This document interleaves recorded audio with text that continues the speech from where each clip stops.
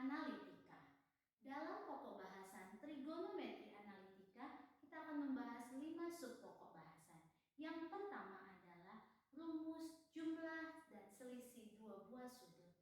Yang kedua adalah rumus sudut rangkap dan sudut paru. Yang ketiga adalah rumus perkalian. Yang keempat adalah rumus jumlah dan selisih sinus kosinus. Dan yang kelima adalah bentuk khusus mengenai trigonometri analitika. Baiklah, pada video kali ini kita akan memfokuskan pada materi subpokok bahasan rumus jumlah dan selisih dua buah sudut. Oke, kita akan membahas rumus jumlah dan selisih dua buah sudut. Ya, pada pertemuan sebelumnya kita akan mengenal kembali apa itu trigonometri. Trigonometri adalah perbandingan sisi-sisi pada sebuah segitiga. Ya, ada yang namanya sinus, ada yang namanya kosinus, dan ada yang namanya tangen. Tadi di awal saya bilang jumlah dan selisih dua buah sudut. Berarti ada dua buah sudut, kita sebut saja A dan B. Ya, A dan B. Jumlah dan selisih berarti ada jumlah dan ada selisih. Oke, rumusnya sinus. Penjabaran sinus adalah sin, cos, cos, sin. Sudutnya adalah A dan B. Mari kita tulis secara bergantian. A, B, A, B. Kalau di situ menghendaki ditambah, maka ini ditambah. Kalau ini menghendaki selisih, maka ini selisih. Oke, kita beranjak ke rumus yang kedua. Kosinus. Penjabaran dari kosinus adalah cos, cos, sin, sin.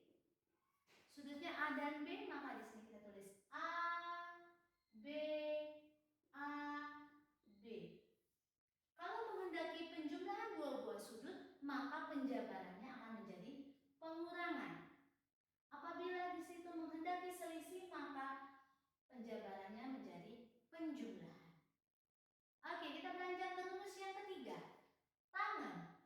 Penjabaran tangen adalah tangen dibagi dengan satu tangen. Sudutnya adalah A dan B, maka kita di sini letakkan A, B, A, B. Oke, apabila menghendaki penjumlahan, maka penguraiannya menjadi bagian pembilang penjumlahan, bagian penyebut pengurangan. Apabila menghendaki selisih, maka bagian pembilang pengurangan, bagian penyebut penjumlahan. Ini adalah rumus jumlah dan selisih dua buah sudut. Semoga bisa dipahami. Oke, rumus-rumus ini digunakan untuk apa? Rumus-rumus ini digunakan salah satunya untuk mengetahui nilai perbandingan trigonometri pada sudut-sudut yang terasa tidak istimewa. Kita kan tahu ya, pada saat kalian kelas 10 kalian sudah mengenal sudut-sudut istimewa. Ada 0 derajat, 30 derajat, 45 derajat, 60 derajat, dan 90 derajat beserta sudut relasinya. Nah, bagaimana kalau kita melihat 15 derajat? Apakah 15 derajat itu termasuk sudut istimewa?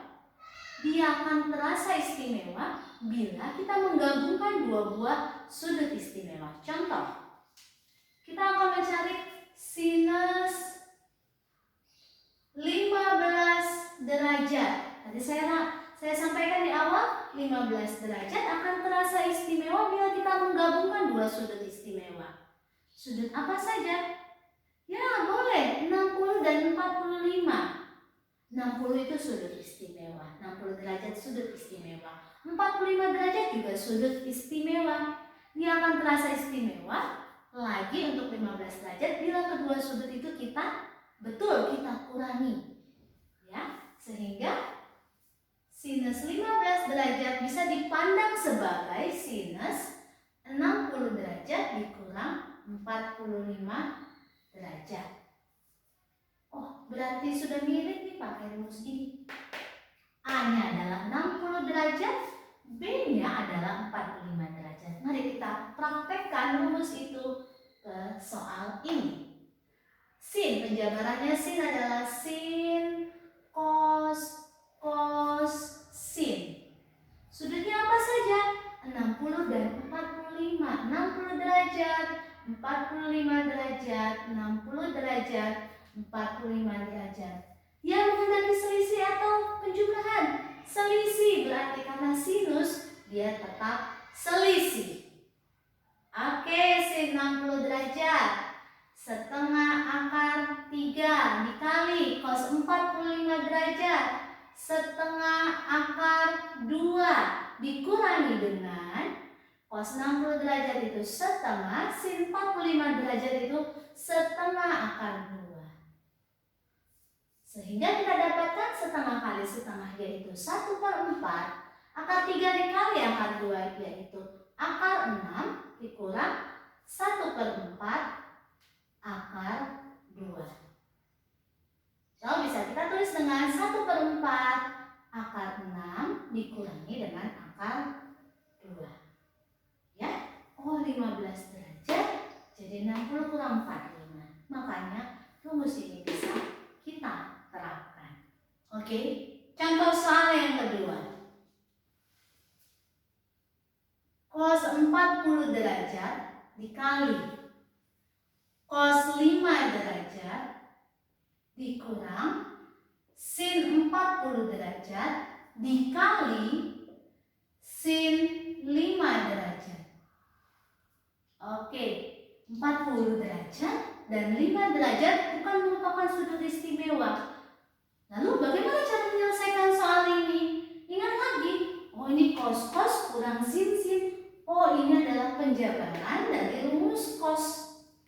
Baik, tinggal kita tulis, oh ini penjabaran dari rumus cos. Sudutnya adalah 40 derajat dan 5 derajat. Karena ini dikurang, maka ini dijumlahkan. Sehingga menjadi cos 45 derajat yang nilainya adalah setengah akar 2. Oke, gampang ya, mudah. Contoh yang berikutnya. Tangan 1/9 V ditambah tangan 2/9 V dibagi dengan 1 dikurang tangan 1/9 V dikali tangan 2/9 V. Oke, ini rumusnya bentuk yang mana? Pasti bentuk tangan ya. Sehingga kita tulis tangan. Lihat sudutnya 1/9 V, 2/9 V, 1/9 V, 2/9 V. Maka ini kita letakkan 1/9 V dan 2/9 V. Karena pembilangnya dijumlah, maka ini juga dijumlah. Sehingga kita dapatkan tangan 3/9 V. Apabila disederhanakan menjadi tangan 1/3 V. Bila dinyatakan dalam satuan derajat menjadi tangan 60 derajat, yaitu akar 3. Oke, ketiga contoh sederhana ini semoga bisa membantu kalian memahami rumus, jumlah, dan selisih dua buah sudut. Oke, kita coba masuk ke contoh soal yang keempat. Misalkan diketahui alfa adalah sudut di kuadran 2,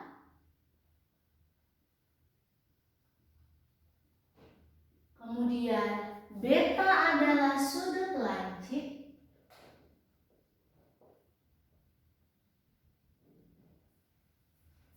Kemudian diketahui lagi sinus alfa adalah 5/13 dan tangen beta adalah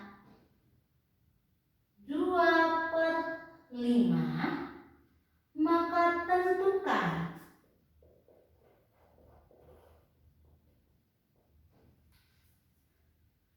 sinus alfa tambah beta. Oke, kita telah satu-satu. Ada kalimat alfa sudut di kuadran 2. Alfa adalah sudut di kuadran 2. Itu artinya di kuadran 2 yang positif nilainya hanya sinus dan kosekan. Selebihnya dia negatif. Kemudian ada kata-kata beta sudut lancip. Kalau dikatakan sudut lancip berarti sudutnya antara 0 derajat hingga 90 derajat. Itu artinya dia di kuadran pertama. Artinya lagi semua nilai perbandingan trigonometri bernilai positif. Oke, yang ditanya adalah sinus alfa tambah beta. Mari kita tuliskan rumus sinus alfa tambah beta. Ya, tadi di awal sudah kita ingat sin penjabarannya adalah sin cos sin. Sudutnya adalah alfa dan beta. Kalau itu ditambah, maka di sini juga ditambah. Kita baru punya sin alfa yaitu 5/13. Kemudian kita baru punya tangen beta yaitu 2/5. Kita tidak punya apa-apa ya untuk tangan di sini. Berarti kita masuk ke sini dulu. Sinus alfa 5/13. Ingat-ingat lagi, sinus adalah perbandingan sisi depan dan sisi miring. Mari kita buat segitiga siku-siku, di mana salah satu sudut pada segitiga itu kita namakan sudut alfa. Depan per miring 5/13. Depannya 5, miringnya 13. Maka menggunakan rumus Pythagoras kita dapatkan sisi sampingnya 12. Oke, dari alfa kita butuh cos alfa nih. Cos alfa berarti perbandingan samping dan miring, yaitu dalam hal ini positif-positif begini ya, 12/13. Ingat kembali, alfa adalah sudut di kuadran 2. Yang hanya positif itu sinnya saja. Berarti cosnya bernilai negatif. Gitu ya. Nah, sekarang tangen beta. Tangen betanya 2/5. Tangen adalah perbandingan sisi depan dan samping. Mari kita buat segitiga siku-siku, di mana salah satu sudutnya kita namakan sudut beta. Oke, depannya 2, sampingnya 5, maka miringnya adalah akar dari 4 ditambah 25, akar 29. Oke, kita butuh cos beta. Cos itu adalah samping per miring, sehingga 5 per akar 29. Sinusnya depan per miring 2 per akar 29. Ingat, beta itu lancip, berarti kuadran 1 semuanya positif, berarti baik 5 per akar 29 dan 2 per akar 29 kedua-duanya positif. Tinggal kita jumlahkan. Perhatikan penyebutnya sama-sama 13 akar 29. Oh, penyebut sudah sama berarti tinggal kita perhatikan pembilang. 5 kali 5 25, min 12 kali 2 min 24 per 13 akar 29. Sehingga jawabannya adalah 1 per 13 akar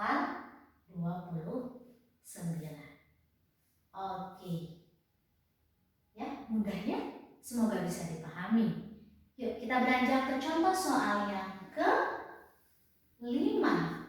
Contoh soal yang ke-5, diketahui segitiga ABC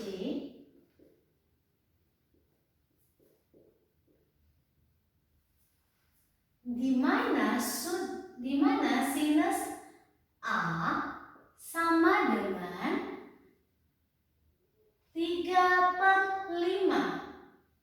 Kemudian cos B-nya sama dengan 15/17. Yang ditanya adalah tangen C-nya berapa? Oke. Saya ulang ya, diketahui segitiga ABC. Kalau ada kata-kata segitiga ABC, berarti sudut-sudut pada segitiga tersebut apabila dijumlahkan nilainya adalah 180 derajat. Sehingga kita tulis sudut A tambah sudut B tambah sudut C adalah 180 derajat. Nah, yang ditanya tangen C, berarti yang dipertanyakan di sini adalah sudut C. Sehingga sudut C sama dengan 180 derajat dikurangi dengan A tambah B. Oke, saya lengkapi lah ya. Menjadi sudut A tambah sudut B. Oke, yang ditanya tangen C.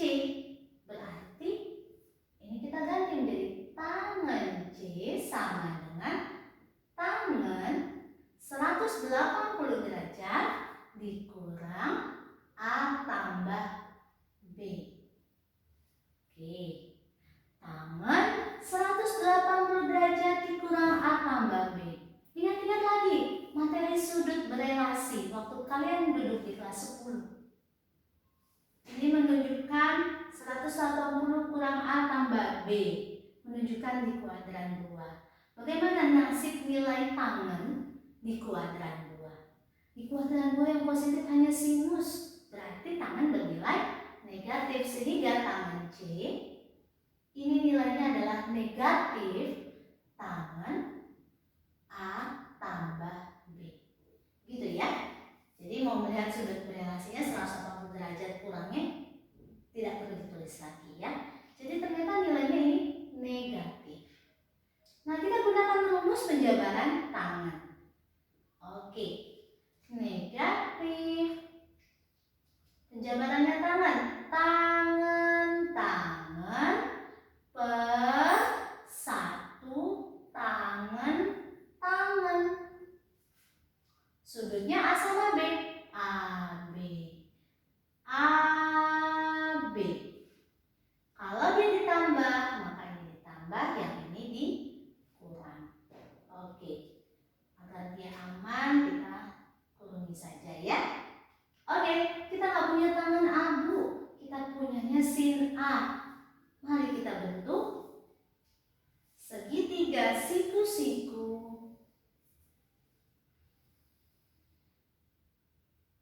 yang mengandung sudut A. Depan pemiring, depannya 3, miringnya 5. Menggunakan Pitagoras maka sisi sampingnya 4. Oke, yuk kita terapkan ke sini. Minusnya jangan kelupaan. Tangen A depan per samping yaitu 3/4. Oke. Ditambah tangen B. B-nya belum kita eksekusi. Ayo kita eksekusi. Kita gambar lagi segitiga siku-siku yang mengandung sudut B. Samping per miring, sampingnya 15. Sampingnya 15. Miringnya 17. Ya.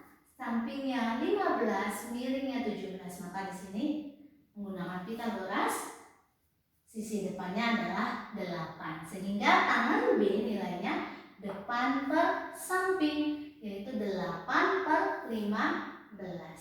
8 per 15. Oke, maaf, 8 per 15. Ini 8 per 15. 1 dikurang, 1 dikurang. Oke. Lanjutkan. Sama dengan negatifnya jangan ketinggalan. 3 per 4 ditambah 8 per 15. Kita samakan penyebut menjadi per 60. Ya. 60 bagi 4, 15. 15 kali 3, 45. Ditambah 60 bagi 15, 4 kali 8, 32. 1 dikurang 3 kali 8, 24 per 4 kali 15, 60. Oke, tinggal kita sederhanakan saja perhitungan ini. Jangan lupa dengan tanda negatif. 45 tambah 32 itu 77. 77 per 60 dibagi dengan 1 kita pandang sebagai 60 per 60.